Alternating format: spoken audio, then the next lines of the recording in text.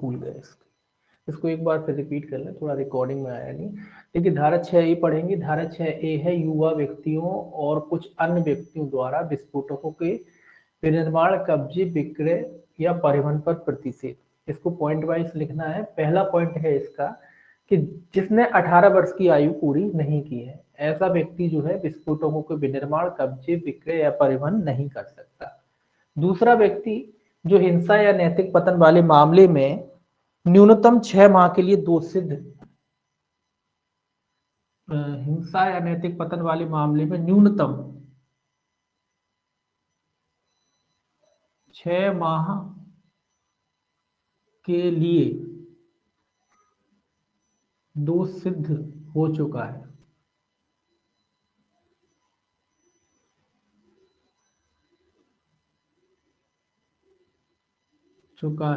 मतलब उसको दोष सिद्ध हुई है, 6 माह, न्यूनतम कम से कम 6 माह की सजा हुई है, दोष सिद्ध व्यक्ति हो चुका है अगले 5 वर्षों तक,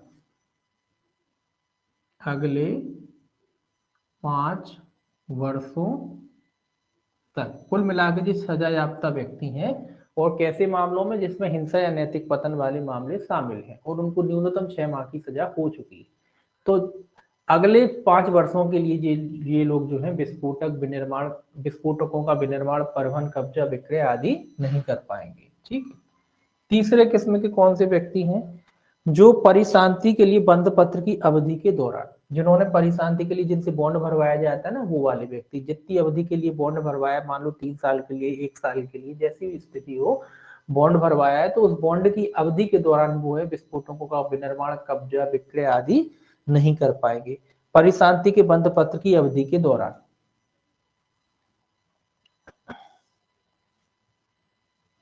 परिशांति की बंद पत्र की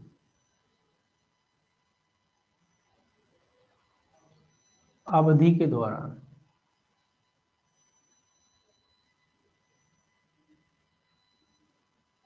ठीक है। अगर किसी व्यक्ति से बॉन्ड भरवाया है तो बॉन्ड की जितनी भी अवधि है, उस अवधि के समय वो जो है इनका परिवहन, विक्रय आदि नहीं कर सकता विस्फोटकों का।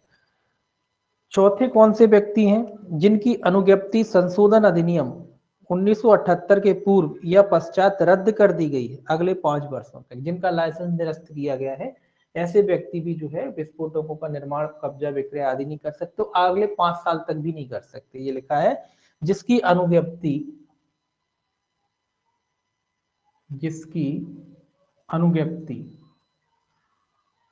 लाइसेंस, अनुज्ञप्ति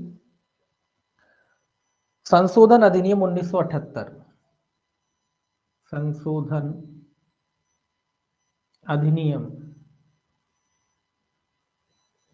1978, ठीक है, 1978 के पूर्व या पश्चात, के पूर्व पहले कर दिया गया हो या बाद में किया, पूर्व या पश्चात, क्या कर दिया गया हो? रद्द कर दी गई हो,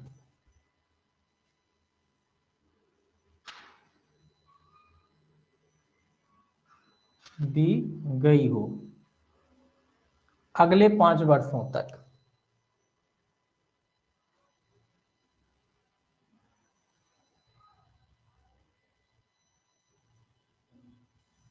तो अगले 5 वर्षों तक इस प्रकार के व्यक्ति भी, जिनका लाइसेंस निरस्त किया गया है संशोधन अधिनियम 1978 के पूर्व या पश्चात, वो लोग भी अगले 5 सालों तक जो है विस्फोटकों का निर्माण, परिवहन, कब्जा, विक्रय आदि नहीं कर सकते।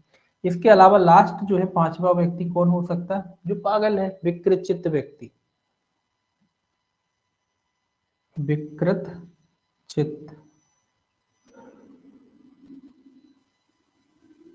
व्यक्ति यानी पागल व्यक्ति। ठीक, तो पागल व्यक्ति भी जो है विस्फोटकों का विनिर्माण, कब्जा, विक्रय आदि नहीं कर सकते। ठीक है, ये केवल 5 ही पॉइंट हैं इसमें जो आपको याद रखने। इसके बाद धारा 6B और है इसमें, ये इसी के पार्ट है धारा 6 के। 6B जो है आपकी, इसमें आ जाएगा अनुज्ञप्तियों का अनुदत्त किए जाने से संबंधित है, अनुज्ञप्तियों का या अनुज्ञप्तियों को अनुदत्त किए जाने से संबंधित है। अनुज्ञप्तियों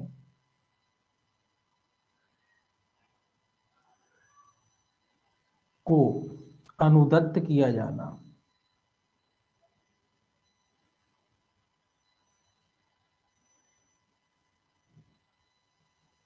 काय के लिए? जो विस्फोटकों के विनिर्माण, परिवहन, कब्जे, इसके लिए है अनुदत्त किया जाना। तो कौन देगा अनुज्ञप्ति? अगर आपको विस्फोटक रखना है या उसका विनिर्माण करना है, परिवहन करना है, कब्जे करना है, विक्रय करना है, तो कौन देगा अनुज्ञप्ति? केवल एक पॉइंट याद रखना, अनुज्ञापन प्राधिकारी द्वारा।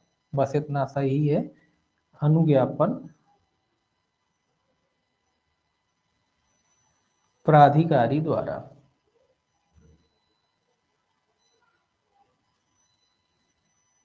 अगर मान लीजिए आप विस्फोटकों का बिजनेस करते हो कुल मिला के, और आपको जो है उस विस्फोटकों का विनिर्माण करना है, बनाना है, फैक्ट्री लगानी है, या उसका कब्जा में रखना है, स्टोर करते हो आप, या उसका विक्रय करते हो आप, या उसको परिवहन करते हो आप, कुल मिला के व्यापारी हो आप, है ना, तो आपको जो है अनुज्ञापन प्राधिकारी से जो है आवेदन करना पड़ेगा, और अनुज्ञापन प्राधिकारी जो है आपको अनुज्ञप्ति अगर चाहे तो प्रदान कर सकता है। तो कुल मिला के इसके लिए लाइसेंस लेना पड़ेगा, और लाइसेंस कौन देगा आपको? लाइसेंस जो है अनुज्ञापन प्राधिकारी के द्वारा दिया जाएगा। ठीक है, इसको मिटाएंगे, उसके बाद देखेंगे 6C।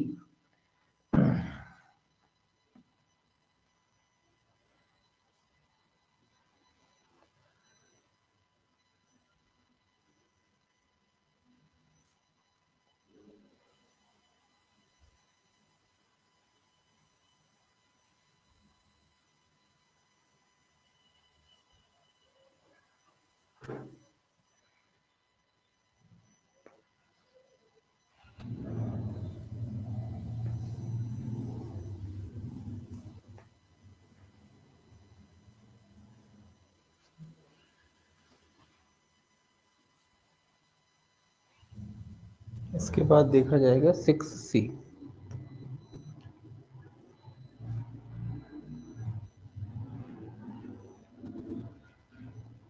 सी 6C जो है आपका, वो कहता है अनुज्ञप्ति के लिए इनकार करना, मतलब अनुज्ञप्ति देने से इनकार करना। तो अनुज्ञप्तियों के लिए इनकार करना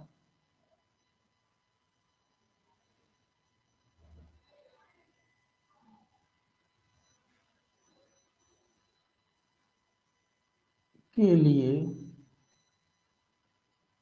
इनकार,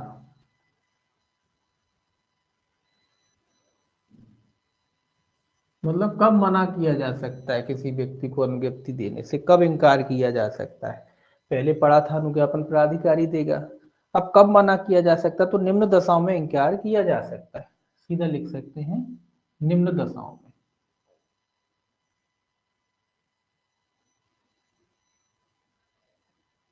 कौन कौन सी दशा है जब इनकार किया जा सकता है? पहला है इसमें, प्रतिसिद्ध विस्फोटक के संबंध में अगर आप अनुज्ञप्ति चाहते हैं जिस पे रोक लगी है, तो आपको अनुज्ञप्ति प्रदान नहीं की जाएगी। प्रतिसिद्ध विस्फोटक के संबंध में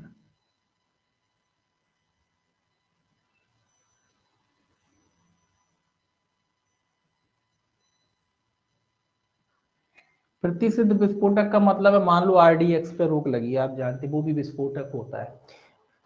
अब आप कहते हैं हम आरडीएक्स बनाने की फैक्ट्री खोलना चाहते हैं, तो आपको लाइसेंस थोड़ी ना दिया जाएगा। तो जो प्रतिसिद्ध विस्फोटक है उसके लिए आपको अनुज्ञप्ति प्रदान नहीं की जाएगी। तो अगर प्रतिसिद्ध विस्फोटकों की आप अनुज्ञप्ति चाहते हो कि आरडीएक्स बनाएंगे हम, तो उसकी अनुज्ञप्ति नहीं मिलेगी, वो सरकार के अधीन जो भी होते हैं उन्हीं के द्वारा बनाते हैं वगैरह है। दूसरा, पागल है, विकृत चित्त है, विकृत चित्त, तो ठीक है, तो विकृत चित्त है कोई व्यक्ति, तो मना किया जा सकता है। तीसरा जो है, कोई अन्य कारण हो सकते हैं जिससे मना किया जा सकता है, अन्य कारण। अब अन्य कारण में कुछ भी कारण हो सकते हैं, ठीक है, गवर्नमेंट की किसी पॉलिसी का उल्लंघन होता हो, बहुत सारी चीजें हो सकती हैं, तो अन्य कोई कारण है। चौथा है, लोक सुरक्षा या शांति के लिए जरूरी है, लोक सुरक्षा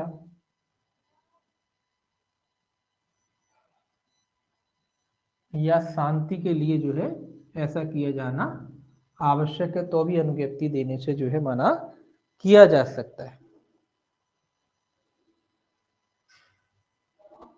अब इसमें एक पॉइंट और लिख लीजिए जी, अलग है, पॉइंटों में नहीं लिखना, इसको अलग लिखना है। जब भी आपको अनुज्ञप्ति देने से मना किया जाता है तो कारण लिखबद्ध किए जाएंगे, एवं अगर जो भी व्यक्ति जिसको अनुज्ञप्ति नहीं दी जा रही है अगर वो मांग करता है तो उसको प्रदान किए जाएंगे।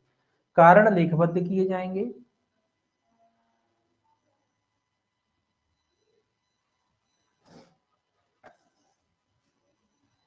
कारण लेखबद्ध किए जाएंगे,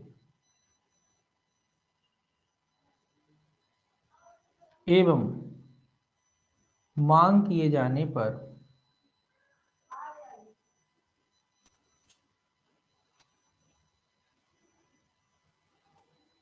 प्रदान किए जाएंगे।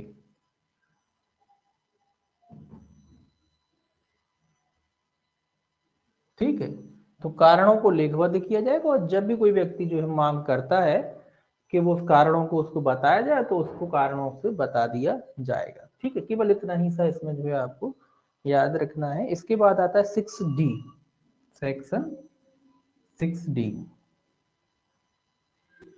6D जो है आपका वो कहता है विहित शर्तों के अतिरिक्त अन्य शर्तें अधिरोपित करना। विहित शर्तों के अतिरिक्त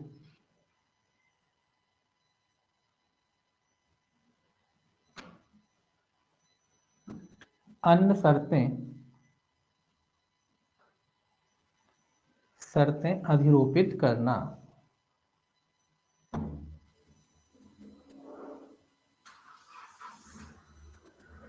क्या मतलब है इसका?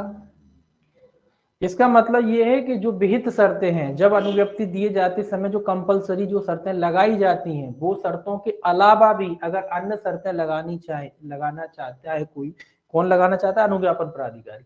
तो अनुज्ञापन प्राधिकारी उन अन्य शर्तों को भी लगा सकता है। विहित शर्तों का मतलब है जो शर्तें आपको लाइसेंस के साथ होती ही हैं, जो विहित है अधिनियम के द्वारा कि अगर किसी को लाइसेंस देंगे तो ये कंडीशंस उसके लिए रहेंगी, ये शर्तें उसके लिए रहेंगी, वो शर्तें तो रहेंगी ही रहेंगी।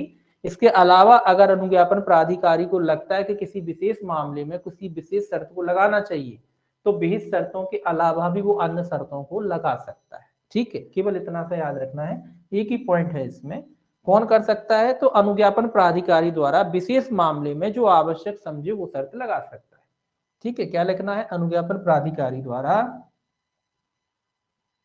अनुज्ञापन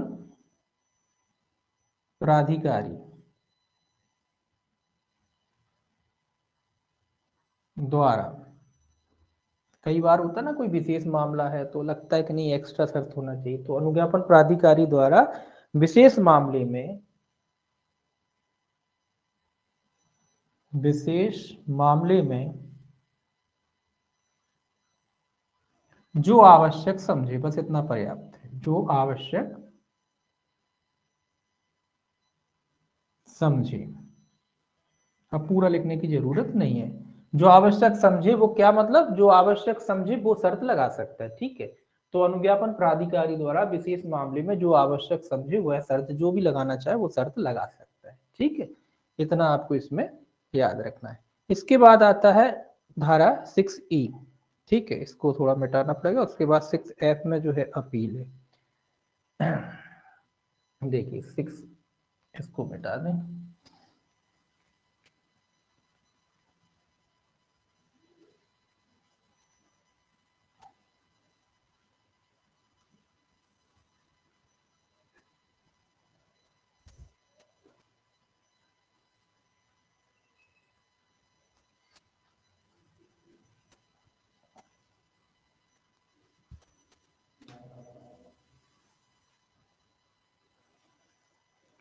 अब है आपका 6E, सेक्शन 6E।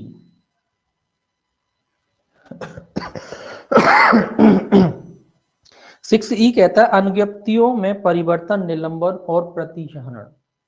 अनुज्ञप्तियों में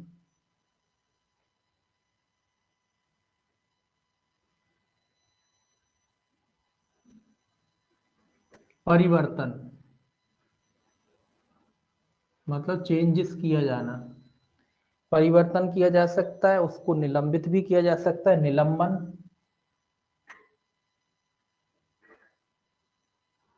और प्रतिसंहरण मतलब वापस भी लिया जाता है सकता है। प्रतिसंहरण, ठीक है, तीनों काम किए जा सकते हैं। अनुज्ञप्ति में परिवर्तन किया जा सकता है, वापस लिया जा सकता है और उसे पूरी तरीके से निरस्त भी किया जा सकता है। इसमें पहला पॉइंट आपको याद रखना है, कब कब ऐसा किया जा सकता है। अनुज्ञापन प्राधिकारी द्वारा है विहित, एक मिनट, ये क्या हो गया।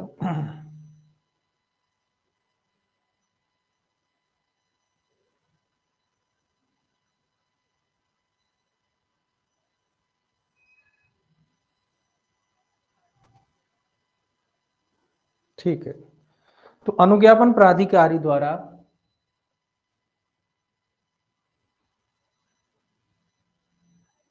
ज्ञापन प्राधिकारी द्वारा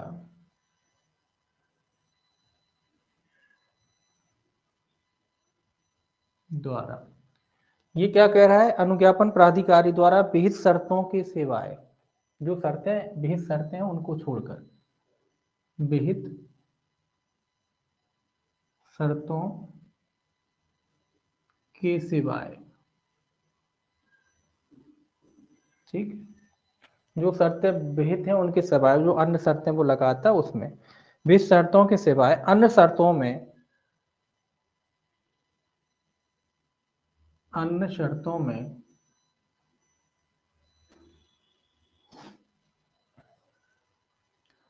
अन्य शर्तों में परिवर्तन, निलंबन और प्रतिसरण किया जा सकता है। परिवर्तन,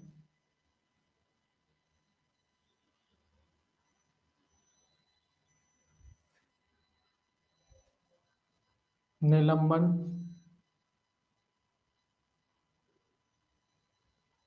और प्रतिसंहरण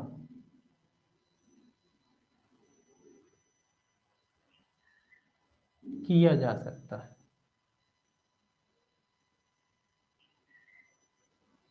कुल मिला के ये कह रहा है कि जो आवश्यक शर्तें हैं जो लगती हैं वो तो रहेंगी ही रहेंगी, लेकिन अन्य जो शर्तें जो अनुज्ञापन प्राधिकारी द्वारा लगा दी जाती हैं उन शर्तों में वो किसी भी समय परिवर्तन कर सकता है, निलंबन कर सकता है और उसको वापस भी ले सकता है। ठीक है।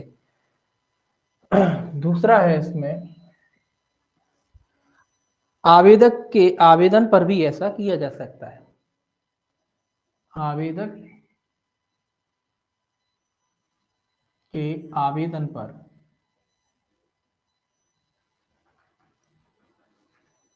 पर भी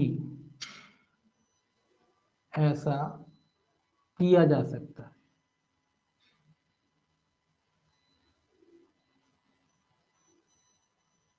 कई बार ऐसा होता है कि आवेदक कहता है कि श्रीमान आपने ये शर्तें लगा ली थी, भाई इस शर्त की आवश्यकता नहीं, इन शर्तों को हटा दिया जाए, तो उसके आवेदन पर भी उन शर्तों को हटाया जा सकता है, लेकिन विहित शर्तों नहीं हटाई जाएंगी। विहित शर्तों के सिवाय जो विहित शर्तें हैं उनको छोड़ करके जो एक्स्ट्रा में जो शर्तें लगाई जाती है उनकी बात हो रही है। ठीक है। इसके अलावा आगे कहता है कि अनुज्ञापन प्राधिकारी अनुज्ञप्ति को ऐसी अवधि के लिए निलंबित भी कर सकता है जैसा वह आवश्यक समझे। अनुज्ञापन प्राधिकारी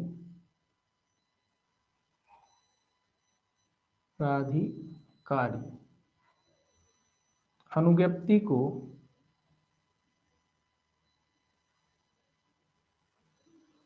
ऐसी अवधि के लिए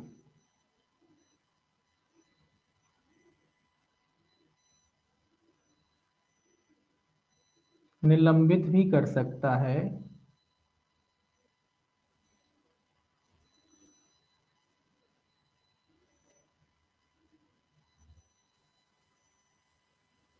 जैसा वह आवश्यक समझे।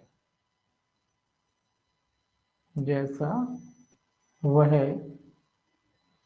आवश्यक समझे, मतलब जितनी अवधि के लिए भी अगर उसे लगता है कि किसी की अनुज्ञप्ति 2 महीने के लिए 1 महीने के लिए निलंबित की जानी चाहिए, तो उस अवधि के लिए वो क्या कर सकता है, अनुज्ञप्ति को निलंबित कर सकता है। इसके अलावा अनुज्ञप्ति को प्रति संहृत भी कर सकता है, वापस भी ले सकता है, ये अलग अलग लिख सकते हैं। इसके अलावा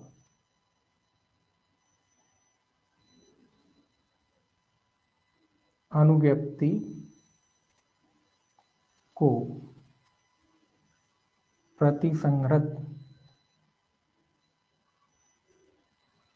भी कर सकता है।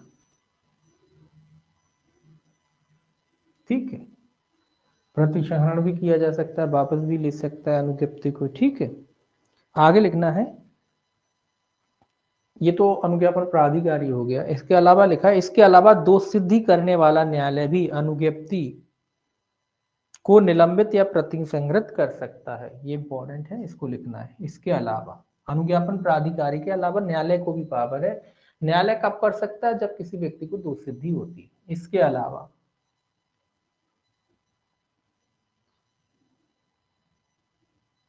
दोष सिद्ध करने वाला न्यायालय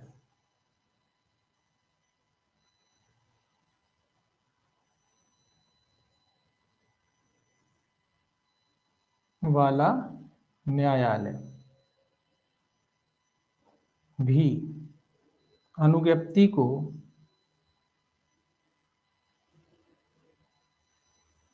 निलंबित या प्रतिसंहृत कर सकता है।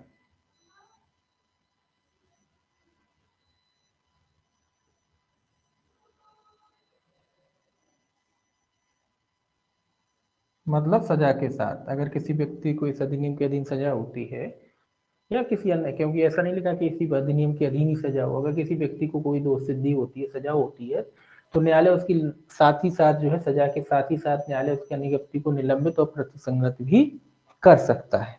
ठीक, लास्ट पॉइंट है इसका, ऐसे आदेश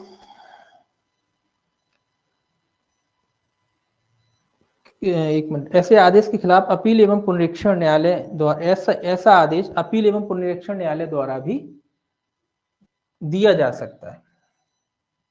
ऐसा आदेश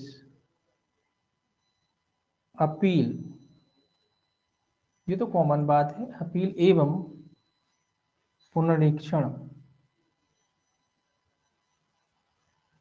न्यायालय द्वारा भी दिया जा सकता है, द्वारा भी दिया जा सकता है। इसका ये मतलब है कि नीचे न्यायालय जब दे सकता है तो इसके ऊपर के न्यायालय होंगे ना, अपील तो वरिष्ठ न्यायालय में होती है, पुनरीक्षण भी वरिष्ठ न्यायालय में होता है, तो जो वरिष्ठ न्यायालय है उनको भी ये पावर है कि अगर किसी व्यक्ति की दोष सिद्धि होती है तो वो अनुज्ञप्ति को निलंबित और प्रतिसंहृत करने का आदेश दे सकते हैं। तो निचला न्यायालय दे सकता है तो वरिष्ठ न्यायालय तो दे ही सकता है। ठीक है, कई बार क्या होता है, निचले न्यायालय ने सजा दे दी है लेकिन अनुज्ञप्ति को निलंबित या प्रतिसंहृत नहीं किया है। अब मामला अपील में गया और अपील न्यायालय को लगा कि नहीं साहब, इसकी अनुज्ञप्ति भी निलंबित की जानी चाहिए, या पुनरीक्षण न्यायालय को लगा नहीं इसकी अनुज्ञप्ति भी निलंबित की जानी चाहिए, तो ऐसे मामलों में जो है अपील और पुनरीक्षण न्यायालय भी जो है अगर चाहे तो अनुज्ञप्ति को निलंबित कर सकता है। ठीक, इसके बाद देखेंगे अगला है अपीलें। 6F में इसको मिटाएंगे, फिर उसके बाद 6F में जो है अपीलें दी गई।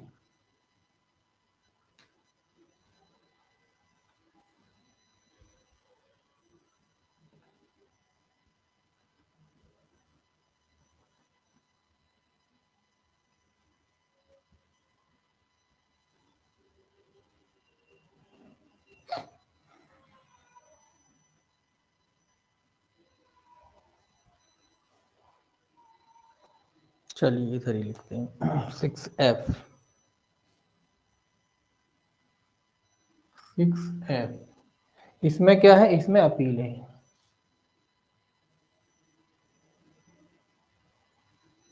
ठीक, तो अनुज्ञापन प्राधिकारी के आदेश के खिलाफ अपील प्राधिकारी को होगी। अगर अनुज्ञापन प्राधिकारी के आदेश से दुखी व्यक्ति है तो अपील कहाँ करेगा? अपील प्राधिकारी को। एक ही पॉइंट लिखना है पहला, इसमें एक नहीं और लिखना भी है, लेकिन पहला लिखना है अनुज्ञापन प्राधिकारी के आदेश के खिलाफ अनुज्ञापन प्राधिकारी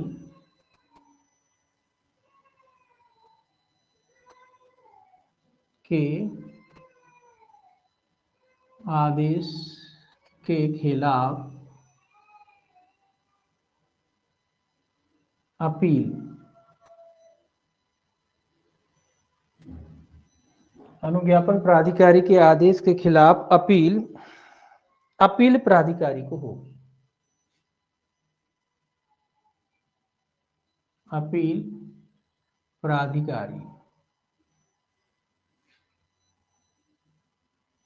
को होगी। ठीक है, अनुज्ञापन प्राधिकारी के जो आदेश है उसके खिलाफ अपील आप कहाँ कर सकते हैं? अपील प्राधिकारी को कर सकते हैं। परंतु लिखा है इसमें, एक परंतु है इसमें। परंतु परंतु क्या कहता है कि केंद्र सरकार या उसके निदेशाधीन, केंद्र सरकार या उसके निदेशाधीन, मतलब केंद्र सरकार या उसके निदेशाधीन, जब केंद्र सरकार ने आदेश दिया हो या केंद्र सरकार के कहने पर आदेश दिया गया हो, निदेशाधीन दिए गए आदेश की कोई अपील नहीं होगी। दिए गए आदेश की कोई अपील नहीं होगी।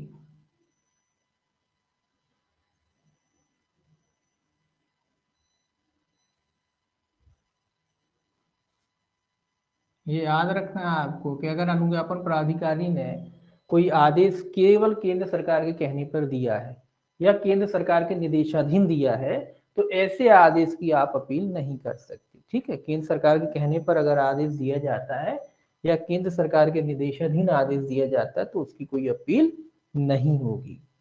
ठीक, अगला पॉइंट इसमें याद रखेंगे। वेतन अवधि समाप्त होने के बाद भी अपील ग्रहण नहीं की जाएगी। मतलब जो भी अवधि है अपील के लिए, अगर वो निकल जाती तो कोई अपील ग्रहण नहीं की जाएगी। विहित अवधि समाप्त होने के बाद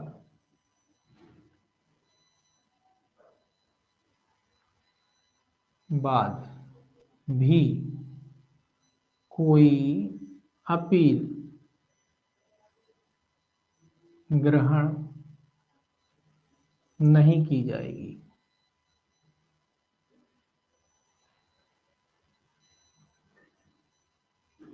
विहित अवधि समाप्त होने के बाद भी कोई अपील ग्रहण नहीं की जाएगी। ठीक है, विहित अवधि के बाद भी ग्रहण की जा सकेगी यदि समाधान कर दिया जाता है। एक इसमें ऑप्शन और लिखा है, विहित अवधि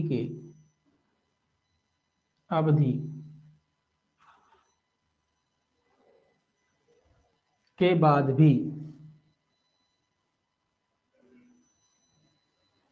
ग्रहण की जा सकेगी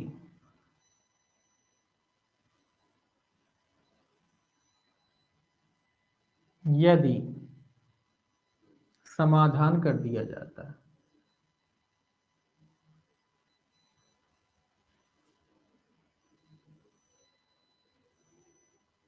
देखिए, सामान्य नियम तो ये है कि जो अवधि अगर निकल गई है तो आप अपील नहीं कर पाओगे, लेकिन कई बार ऐसा होता है कि अगर आप अपील नहीं कर पाए तो उसकी कोई वैलिड वजह होती है, उस वजह से आप अपील नहीं कर पाए थे। अगर आप उसका समाधान कर देते हो अपील प्राधिकारी का कि क्या वैलिड वजह थी, क्या वैध कारण थे जिसकी वजह से आप अपील नहीं कर पाए, तो फिर आप उस मामले में अगर आपने उसका समाधान कर दिया है तो अपील निकलने के बाद भी अगर अपील प्राधिकारी अगर चाहता है तो, अगर वो आपको मंजूरी देता है तो आप ऐसे मामलों में फिर अपील कर सकते हो। सामान्य नियम कहता है अपील के समय में, लेकिन कुछ बार ऐसा होता है कि आप समाधान कर दो और अपील अगर प्राधिकारी आपकी बात से सहमत है तो वो समय निकलने के बाद भी अपील ग्रहण कर सकता है। अपील अवधि की गणना परिसीमा अधिनियम 1963 के अनुसार की जाएगी, ये याद रखना है। अपील अवधि की गणना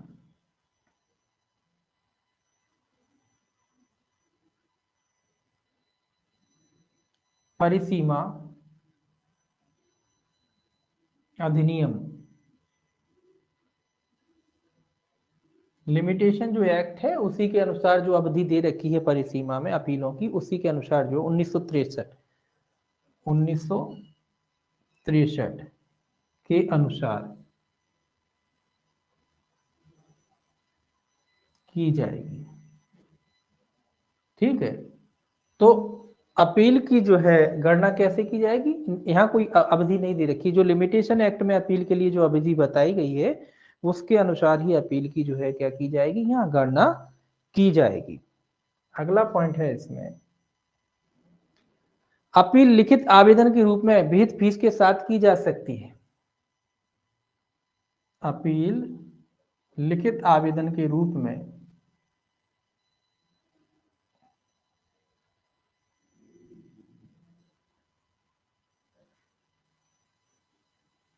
विहित फीस के साथ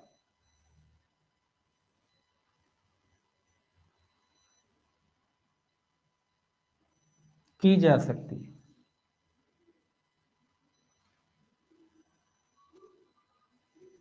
ठीक है, तो अपील करने के लिए आपको जो है जो भी फॉर्मेट है आवेदन का लिखित रूप में वो आवेदन करना पड़ेगा, साथ ही साथ जो है अपील के लिए जो भी फीस निर्धारित की गई है वो फीस अभी आपको देनी पड़ेगी। अगला है, अपील का निपटारा विहित प्रक्रिया के अनुसार सुनवाई का मौका देने के बाद किया जाएगा। अपील का निपटारा, अब अपील कैसे निपटाई जाएगी, अपील का निपटारा विहित प्रक्रिया के अनुसार, जो भी प्रक्रिया बताई गई है उसके अनुसार अपील का निपटारा किया जाएगा। अपील का निपटारा विहित प्रक्रिया अनुसार अनुसार सुनवाई का मौका देने के बाद का मौका देने के बाद किया जाएगा। कुल मिला के ये है कि अपील का जो है जो भी फॉर्मेट है अपील निपटाने का जो भी प्रोसीजर है उस प्रोसीजर का पालन करते हुए जो सामने वाली पार्टी है उसको सुनवाई का मौका दिया जाएगा, उसके बाद जो है अपील का निपटारा कर दिया जाएगा। ठीक है,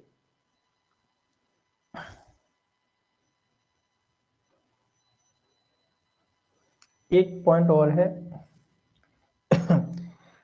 ऐसा आदेश जिसके खिलाफ अपील की गई है, ऐसा आदेश जिसके खिलाफ खिलाफ क्या की गई है, अपील की गई है।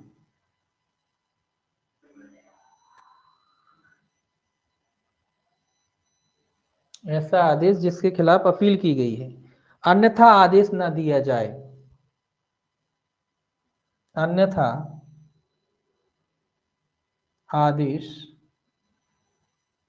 ना दिया जाए।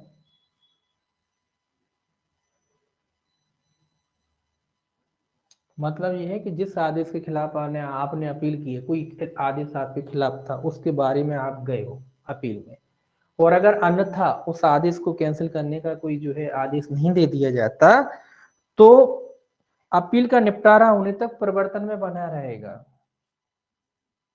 तो अपील का निपटारा, ठीक है, अपील का निपटारा ठीक है होने तक प्रवर्तन में बना रहेगा।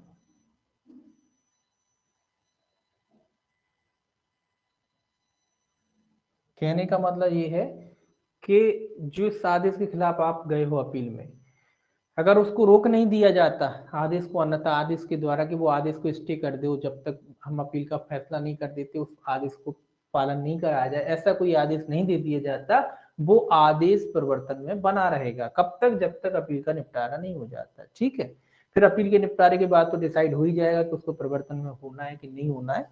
तो अपील का जो है निपटारा होने तक वो आदेश प्रवर्तन में बना रहेगा अगर उसे अन्यथा रोका नहीं जाता है, तो ये कहने का मतलब है। ठीक, एक पॉइंट और है इसमें दिख रहा है, यहाँ चलिए दिख रहा हुआ, दिख रहा है। एक पॉइंट है इसमें लास्ट वाला,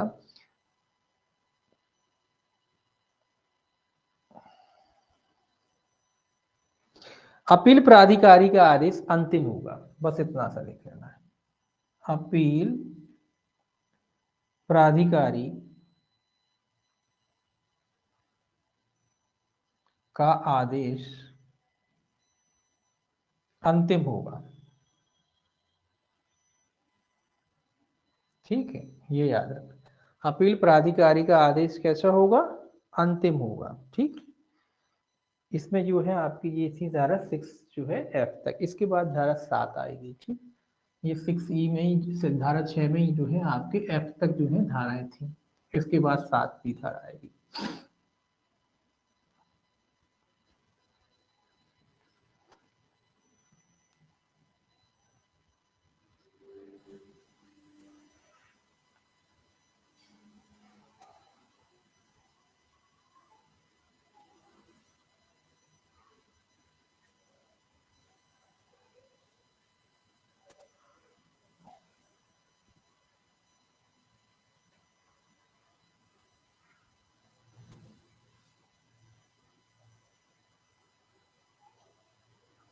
अब है धारा 7। धारा 7 कहती है निरीक्षण, तलाशी, अभिग्रहण और निरोध और हटाने की शक्तियां, निरोध और हटाने की शक्तियां प्रदत्त करने के लिए नियम बनाने की शक्ति। सेक्शन 7 है, सेक्शन 7 का कहता है निरीक्षण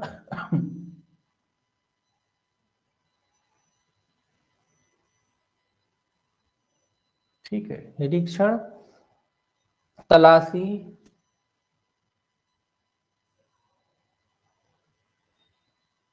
अभिग्रहण,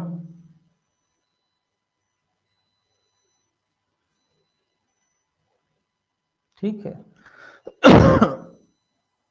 निरोध और हटाने, निरोध और हटाने, ठीक। निरीक्षण, तलाशी, अभिग्रहण, निरोध और हटाने की शक्तियां प्रदत्त करने के लिए, की शक्तियां प्रदत्त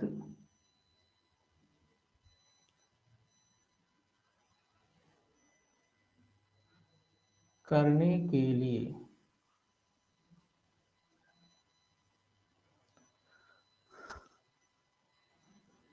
नियम बनाने की शक्ति,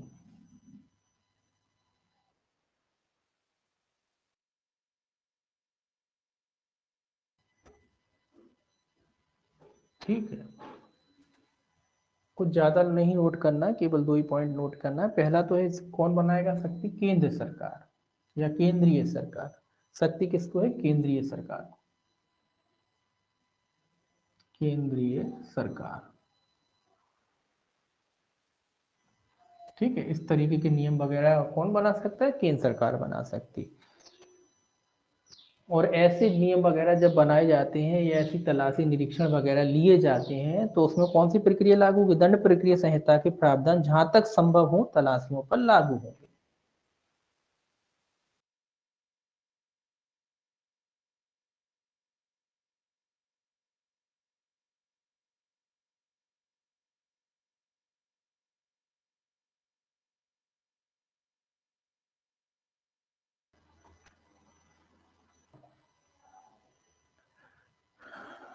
दिख रहा है, थोड़ा सा चला गया था, ठीक है। तो ये कह रहा है दुर्घटनाओं की सूचना, दुर्घटनाओं की सूचना यथा स्थिति जो लिखा, या हाँ ठीक है, आ जाओ, अभी आ रहे हैं। यथा स्थिति स्थान या वाहन का भार साधक अधिभोगी व्यक्ति, ठीक है। यथा स्थिति, कहाँ पढ़ रहे थे, धारा 8। हाँ, यथा स्थिति स्थान या वाहन का भार साधक अधिभोगी विहित समय के भीतर सूचना देगा, विहित समय के भीतर,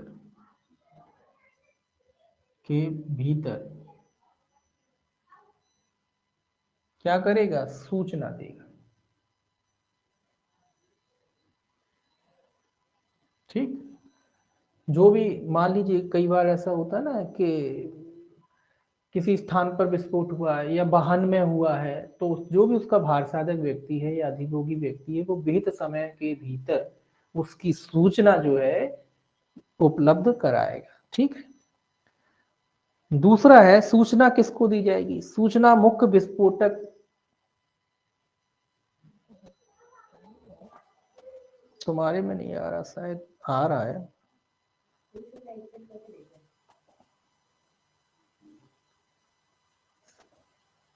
तभी तो बच्चे, आप लोगों को दिख रहा है कि नहीं? आ रहा है, वही तो मैंने कहा दिख रहा है। चलिए, तो यथास्थिति स्थान वाहन का भार साधक अधियुक्ति विहित समय के भीतर सूचना देगा। ठीक है।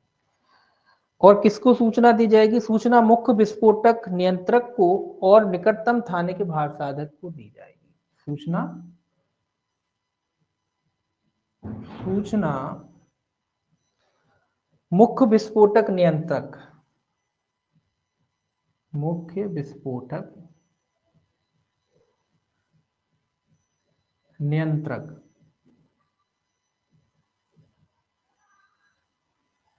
सूचना मुख्य विस्फोटक नियंत्रक को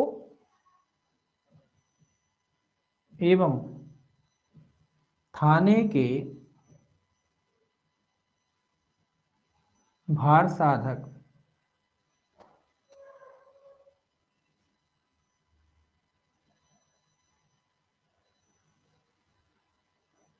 पुलिस अधिकारी को दी जा सकती है।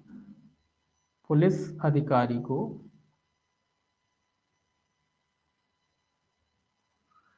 दी जाएगी। अब देखिए, अब पुलिस अधिकारी इसीलिए लिख देते हैं कि हर कोई नहीं जानता कि मुख्य विस्फोटक नियंत्रक कौन है ना, लेकिन थाना तो सभी जानते हैं। तो भाई मुख्य विस्फोटक नियंत्रक को दे दीजिए, या अगर नहीं जानते हैं तो फिर थाने का भारसाधक जो पुलिस अधिकारी है उसको दे दीजिए। ठीक है, सूचना दे दी जाएगी। ठीक, ये दो ही पॉइंट इसमें लिखना है। इसके बाद सेक्शन 9 है, वो कहता है दुर्घटना की जांच। भाई दुर्घटना हुई है तो उसकी जांच भी होगी। सेक्शन जो है आपका 9, ये कहता है दुर्घटना की जांच।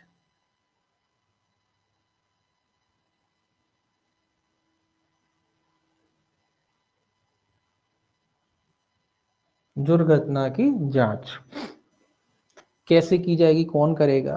तो अगर संघ का मामला है, मतलब केंद्र सरकार वाला मामला, कोई मामला ऐसा है या विस्फोट ऐसी जगह हुआ है जो केंद्र शासित प्रदेश के अधीन आता है या केंद्र के अधीन आता है तो ऐसे मामले में जो है सशस्त्र बल के नियंत्रणाधीन दुर्घटना के मामले में संघ के किसी सशस्त्र बल के संबंध में लिखा है तो सैनिक, नौसैनिक या वायुसैनिक प्राधिकारी द्वारा की जाएगी। मान लीजिए सेना से संबंधित कोई अपराध हुआ है, संघ वाला मामला है और वहां विस्फोट हुआ है, तो फिर सेना ही करेगी उसका, ये कह रहा है। पहला इसमें लिखेंगे संघ के किसी सशस्त्र बल के, संघ के किसी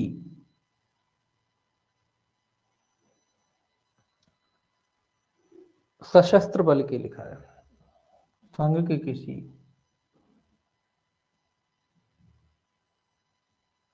बल के, ठीक है, नियंत्रणाधीन दुर्घटना के मामले में, नियंत्रणाधीन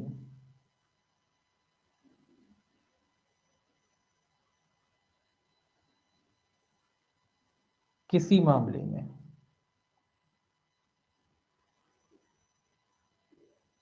यहां लिख देते हैं संघ के नियंत्रणाधीन अगर कोई मामला है और ऐसे मामले में अगर दुर्घटना हुई है तो सैनिक, नौसैनिक या वायु सैनिक प्राधिकारी द्वारा, इस मामले में सैनिक, नौसैनिक या वायु सैनिक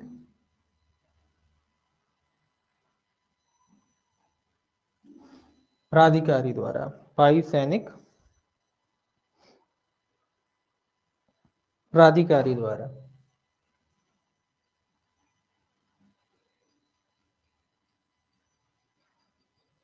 ठीक है, प्राधिकारी द्वारा। कुल मिला के ये कह रहा है कि अगर संघ का कोई मामला है, संघ के मामले में भी सेना वाला कोई अगर मामला है, तो जैसी भी स्थिति हो, अगर थल सेना का है तो थल सेना का प्राधिकारी करेगा, नौसेना का है तो नौसेना का प्राधिकारी उसकी जांच करेगा, अगर वायुसेना का है तो वायुसेना का प्राधिकारी उसकी जो है जांच करेगा। दूसरा है किसी अन्य मामले में, किसी अन्य मामले में,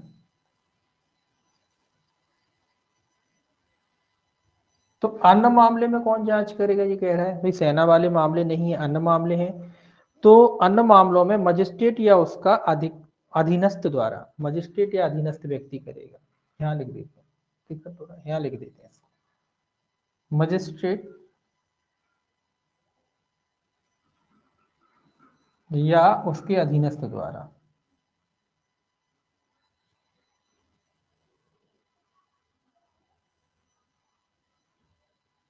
ठीक है, अन्य मामलों में कौन करेगा, मजिस्ट्रेट साहब करेंगे या उसका कोई अधीनस्थ करेगा। तो दो मामले हुए, एक तो सेना वाले मामले में सेना करेगी, जो संघ के अधीन आने वाली सेना है, ठीक है, और अन्य मामलों में जो है मजिस्ट्रेट या उसका अधीनस्थ व्यक्ति जो है विस्फोट वगैरह की जांच जो है करेगा। जांच करने वाला प्रत्येक व्यक्ति को मजिस्ट्रेट की शक्ति होगी, जो भी जांच कर रहा है उसको मजिस्ट्रेट की शक्ति प्राप्त होगी। अगला लिख लीजिए, जांच करने वाले प्रत्येक व्यक्ति को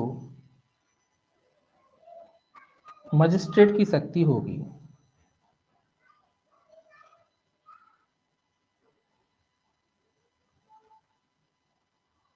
आप कहोगे मजिस्ट्रेट तो खरीदा था, लेकिन कई बार मजिस्ट्रेट द्वारा प्राधिकृत व्यक्ति भी तो करता है, तो उस व्यक्ति को भी जो है मजिस्ट्रेट की शक्ति होगी। अब बात आती कि जांच होने के बाद क्या होगा, यहां लिख रहा हूं इसका अगला पॉइंट, ठीक है। जांच होने के बाद क्या होगा, जांच होने के बाद क्या किया जाएगा भाई, जांच होने के बाद जो है उसका जो है रिपोर्ट भेजी जाएगी, कहाँ भेजी जाएगी, केंद्र सरकार को। जांच के बाद उसकी रिपोर्ट केंद्र सरकार को भेजी जाएगी, यहाँ लिख रहे हैं, जांच के बाद उसकी रिपोर्ट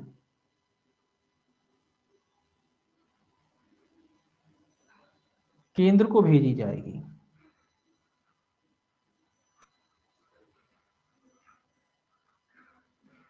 इसमें राज्य का वैसे काम ही नहीं है, ठीक है, तो रिपोर्ट कहाँ भेजी जाएगी, केंद्र को भेजी जाएगी। जब जांच हो जाती है तो उसकी रिपोर्ट केंद्र को भेजी जाएगी।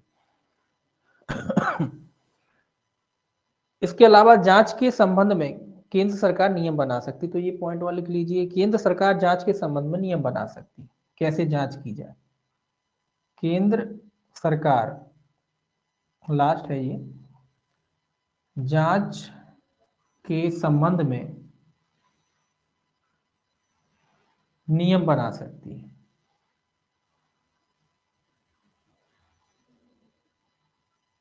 ठीक है, तो केंद्र सरकार नियम बना सकती है जांच के मामले में कि किसी मामले में जो है किस प्रकार से जो है जांच की जानी चाहिए। इसके बाद आता है सेक्शन 9A, नौवा था ना ये, हाँ, अब जांच। इसके बाद आएगा 9A, देखिए,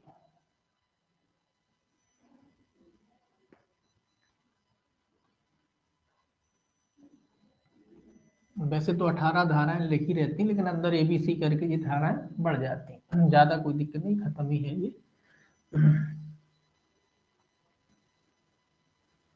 उसके बाद आपका फूड वाला पढ़ाया जाएगा। फूड वाला जरूर आपका दो चार चार नहीं 5-6 दिन लेगा, 5-6 दिन लगेंगे उसमें, फूड वाले में, क्योंकि उसमें 100 धाराएं हैं और परिभाषाएं भी जो हैं लगभग 26 तो हैं ही, उसके बाद ABC करके दे रखी, तो लगभग 50 से ऊपर परिभाषाएं उसमें है, ठीक है, फूड वाले में, और लगभग 100 धाराएं हैं, तो उसमें लगभग 6-7 दिन आपके लगेंगे एक्ट में।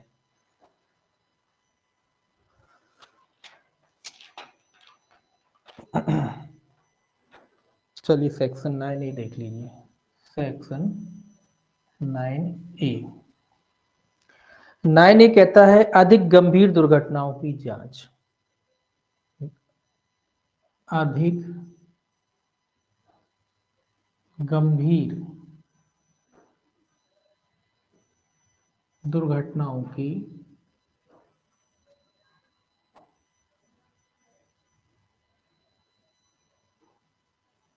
जांच। ठीक है, अधिक दुर्घटना, जो गंभीर दुर्घटनाएं होती हैं उसकी जांच कौन करेगा? तो केंद्र सरकार चाहे उससे धारा 9 के अधीन जांच की रिपोर्ट मिली हो या ना मिली हो, औपचारिक जांच की जाना चाहिए। जहां उसे लगता है कि औपचारिक जांच किया जाना चाहिए, मुख्य विस्फोटक नियंत्रक या अन्य व्यक्ति को नियुक्त कर सकती है। ये कह रहा है कि केंद्र सरकार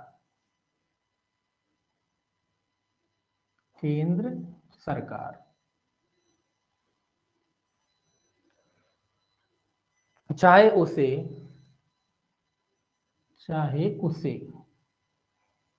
धारा 9, धारा 9 में जांच हुई थी ना, उसकी बात कर रहा है। जहां धारा 9 के अधीन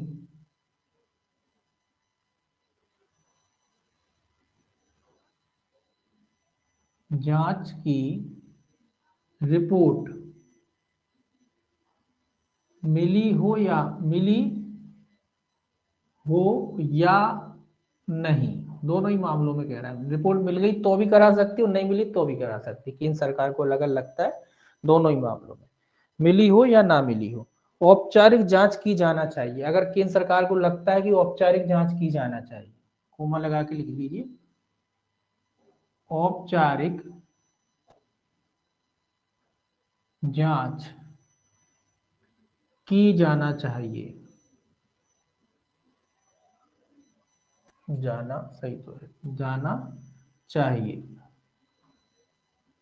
ठीक है, केंद्र सरकार को लगता है कि नहीं औपचारिक जांच करना चाहिए, चाहे उसे रिपोर्ट मिली हो या ना मिली, उससे मतलब नहीं है, लेकिन वो लिखने के लिए जरूरी है कि जांच की रिपोर्ट मिल गई तो भी करा सकती और नहीं मिली है तो भी करा सकती। केंद्र सरकार को लगता है कि नहीं ये गंभीर किस्म का मामला है, इसमें जांच करानी चाहिए। तो यहाँ याद रखने वाली बात है, आपका क्वेश्चन यही बनेगा कि गंभीर मामलों में जो है जांच कौन करेगा? तो याद रखना, मुख्य विस्फोटक नियंत्रक या अन्य सक्षम व्यक्ति को नियुक्त कर सकती है। ये याद रखना है आपको, मुख्य विस्फोटक नियंत्रक या अन्य सक्षम व्यक्ति को नियुक्त कर सकती है।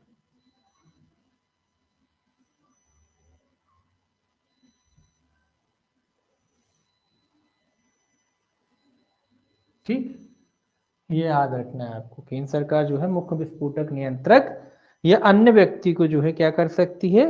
नियुक्त कर सकती है।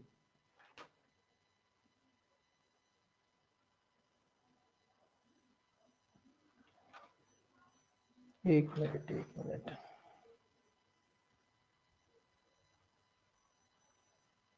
अच्छा, दूसरा है पॉइंट इसका, ऐसी स्थिति में लंबित जांच बंद कर दी जाएगी। ये इंपॉर्टेंट, ऐसी स्थिति में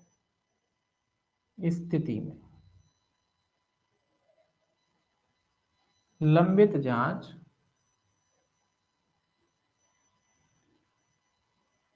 बंद कर दी जाएगी।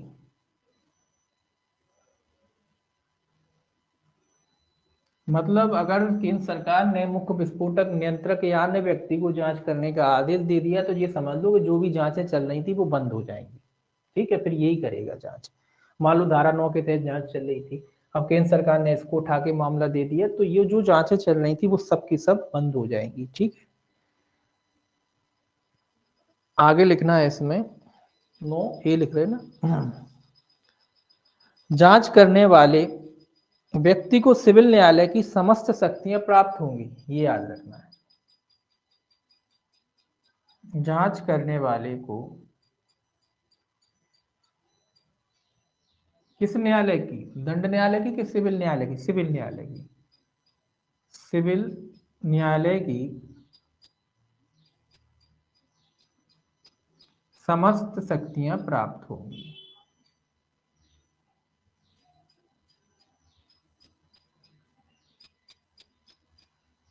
देखो, जांच करते हैं तो भाई सिविल न्यायालय की शक्तियों की जरूरत पड़ती है, समन वगैरह करना, ये सब है ना। किसी को बुलाना है, समन करना है, तो सिविल न्यायालय की शक्तियां होती है, ये समन वगैरह जो होती है सिविल शक्तियां। तो सिविल न्यायालय की शक्तियां जो है इनको प्रदान होंगी, मतलब जो भी जांच करेगा उसको सिविल न्यायालय की शक्तियां जो है, समस्त शक्तियां जो है प्राप्त होंगी। आगे है, जांच करने के बाद उसकी रिपोर्ट किसको भेजी जाएगी? केंद्र सरकार को। सीधा लिख देते हैं, जांच के बाद उसकी रिपोर्ट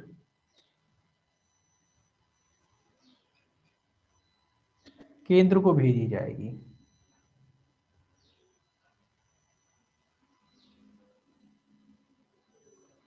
ठीक है, जांच के बाद उसकी रिपोर्ट किसको भेजी जाएगी? केंद्र को भेजी जाएगी। लास्ट पॉइंट है इसका, केंद्र सरकार जांच के नियम विनियमित कर सकेगी। केंद्र सरकार